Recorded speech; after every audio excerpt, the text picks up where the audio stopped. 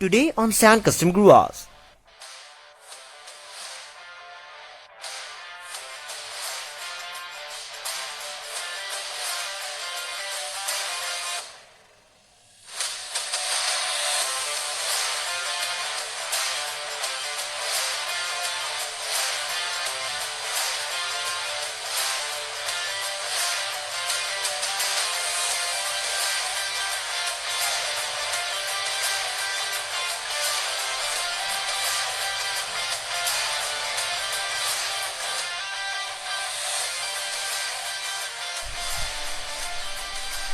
Hello guys and welcome back to Sand Custom Grooves once again.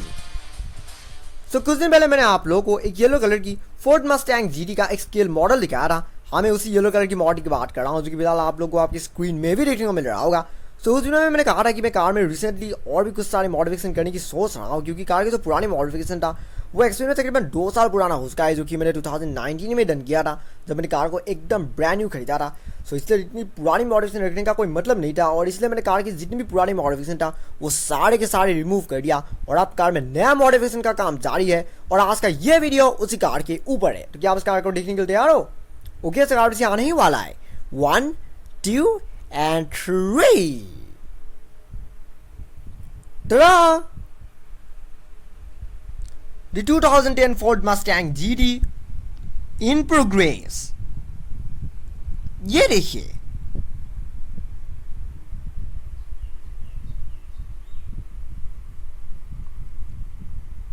सो आज की video में मैं आप लोगों को कोई रिव्यू नहीं दिखाऊंगा क्योंकि फिलहाल ये कार कंप्लीट नहीं हुआ है. सो इसीलिए फिलहाल इतनी शुरुआत में रिव्यू दिखाने का कोई मतलब नहीं है. सो इसलिए फिलहाल मैं आप लोगों को यही समझा देता हूँ कि कार में एक्चुअली में क्या क्या मॉडिफिकेशन हुआ है. तो सबसे पहले बारी आती है कार की उन पुरानी मॉडिफिकेशन की जो कि अब कार में से रिमूव करिए जा चुका है.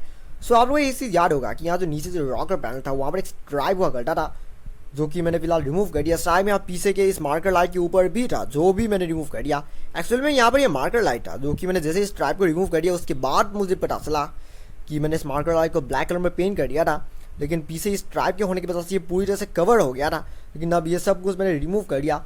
और अगर बात करें कार के हुड स्ट्राइप्स की तो यहाँ पर आप लोग याद ही होगा कि जो मेन फोर्ड मस्टैंग की जो स्ट्राइप्स है रेसिंग स्ट्राइप्स है उसकी तरह देखने वाली यहाँ पर एक स्ट्राइप्स था जो कि मैंने आप फिलहाल रिमूव कर दिया है. क्यों रिमूव कर दिया है वो मैं आप लोगों को बता देता हूँ क्योंकि कार में एक्चुअली में नए मॉडिफिकेशन होने वाला है ऑफकोर्स. और अगर बात करें कार की रूफ टॉप की तो इस रूफ टॉप के इस वाइंड रैपिंग का काम बस कल ही कंप्लीट हुआ है ऑफकोर्स. और एक और बार फिर से इस रूफ टॉप को भी बिना हीटिंग गन की मदद से ही रैप किया गया है क्योंकि बड़ा जानते हैं कि मैं ऐसी चीज़ें खुद अपने हाथों से ही कर सकता हूँ.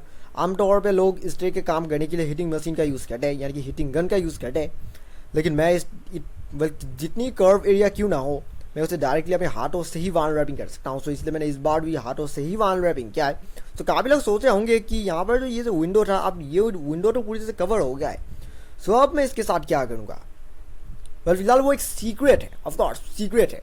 एक्चुअली मैं आप लोग को सरप्राइज करना चाहता हूँ कि जब कार पूरे से कंप्लीट होगा उसके बाद आप लोग को पता चल जाएगा कि मैं इस विंडो वाले इस प्रॉब्लम को कैसे सॉल्व करूँगा क्योंकि विंडो फिलहाल जो अब भी कार के अंदर है लेकिन इस वाल रैपिंग की वजह से भी पूरी तरह से कवर हो चुका है.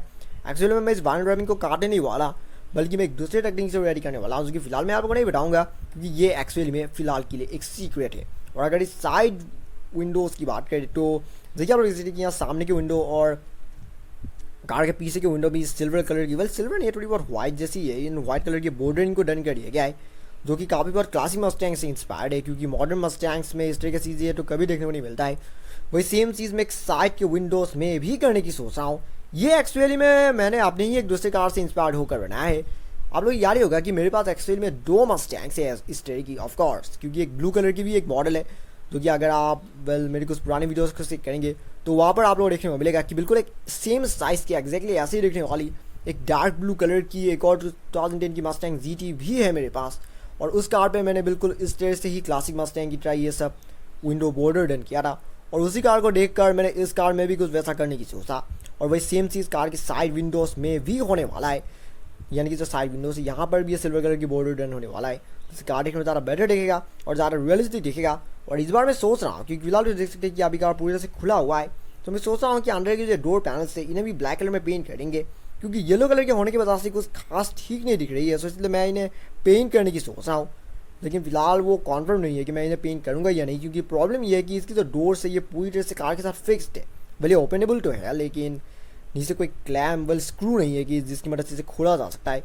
सो इससे वही प्रॉब्लम है कि ये सब कार के साथ फिट होने पर ही मतलब इस तरह से पेंट करना थोड़ी बहुत मुश्किल होता है, क्योंकि आमतौर पे पेंट करने के लिए अगर सब पार्ट्स को खोल लिया जा रहा है तो ज़्यादा बेटर होता है। लेकिन ये डोर्स खुला नहीं जा सकता, इसे बस ओपन किया जा सकता है लेकिन इसे पूरी तरह से कार से अलग नहीं किया जा सकता। तो इसलिए मैं फिलहाल को सोच रहा हूँ कि अंदर की डोर पैनल्स को पेंट करेंगे या नहीं। मैंने कार के इंटीरियर वगैरह सब कुछ रिमूव करके रखा है क्योंकि मॉडिफिकेशन के बाद ये सब खराब हो जाने का चांस है। सो फिलहाल जो मेरा प्लान है वो है कि वेल जो सामने की जो हुड का जो ये पैटर्न है, क्योंकि आप लोग देख सकते हैं कि यहाँ हुड के बीच में बहुत ही बड़ा सा पैटर्न है।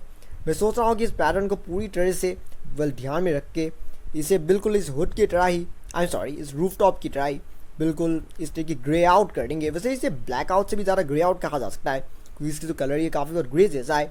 इसके बाद से कार की जो हुड है उसमें थोड़ी बहुत बॉस 302 वेरिएंट के टाइप का एक लुक आ जाएगा ऑफ कोर्स, क्योंकि बॉस 302 मस्टैंग जीटी का ही एक हाई परफॉर्मेंस मॉडल है। सो इसलिए अगर इस हुड के इस एरिया को ग्रे आउट कर देंगे तो इसे कार सामने से बिल्कुल बॉस 302 की तरह दिखेगा। और इवन मैं इस बार कार की जो डिज़ाइन है वो थोड़ी बहुत बॉस 302 की तरह ही बनाने की सोच रहा हूँ। मैं साइड में भी बॉस 302 की ही ग्राफिक्स बनाने की सोच रहा हूँ, जिससे कार में ज़्यादा बेटर दिखेगा और ज़्यादा रियलिस्टिक दिखेगा।